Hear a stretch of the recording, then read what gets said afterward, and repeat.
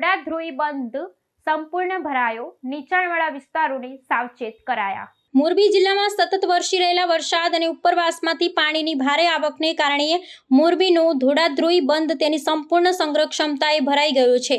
જળાશયમાં પાણીનું સ્તર 100%એ પહોંચતા તકેદારીના ભાગરૂપે બંધનો એક દરવાજો 1 ફૂટ ખોલી અને નાખવામાં આવ્યો છે, જેથી પાણીનો સુરક્ષિત નિકાલ કરી શકાય। ધોળાધ્રોઈ સિંચાઈ યોજનાના અધિકારીઓ દ્વારા મળતી માહિતી અનુસાર છેલ્લા કેટલાક દિવસોથી વરસાદી માહોલ અને ઉપરવાસથી પાણીની સતત આવક ચાલુ રહેવાને કારણે બંધની સપાટી ભયજનક સ્તરે પહોંચી હતી।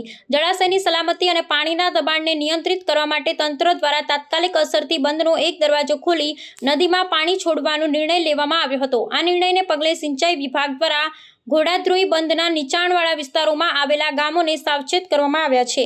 નદીના પટમાં અવરજવર ન કરવા તેમજ પોતાના પશુધનને સુરક્ષિત સ્થળે ખસેડવા માટે સ્થાનિક વહીવટી તંત્ર દ્વારા સૂચનાઓ જાહેર કરવામાં આવી છે। તંત્ર દ્વારા પરિસ્થિતિ પર સતત દેખરેખ રાખવામાં આવી રહી છે।